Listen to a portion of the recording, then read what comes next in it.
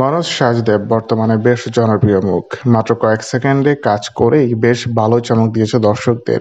সাকিবের সিনেমাতে ছোটখাটো রোলে ভালো করে অভিনয় করতে পারলেও বেশ ভালোই নজরে পড়ে সবার। মনোজ সাজদেবও ঠিক তেমনই। দুষ্টু কোকিল গানটিতে কয়েক সেকেন্ডের জন্য শুধু দেখা গিয়েছে তাকে, এবং ততটুকু সময় নিজেকে ছাড়িয়ে গেছে এবং চারদিকে ভাইরাল হয়ে গেছে। এবার মনোজ সাজদেব বাংলাদেশেই আসলো। বাংলাদেশে হয়তো বিভিন্ন টিভি ইন্টারভিউতে তাকে দেখা যাবে, কারণ তার যে জনপ্রিয়তা, তার যে চাহিদা বেড়েছে, সেক্ষেত্রে বলা যাচ্ছে তাকে নিয়ে নতুন করে ছোটখাটো হয়তো বিভিন্ন চ্যানেলে তার ইন্টারভিউ নিতে পারে বাংলাদেশে। সেজন্য সে খুব দ্রুত চলে এসেছে। অন্যদিকে শাকিব খানের সঙ্গে হয়তো সিনেমা হলে আবার বসে সিনেমাটি উপভোগ করবে।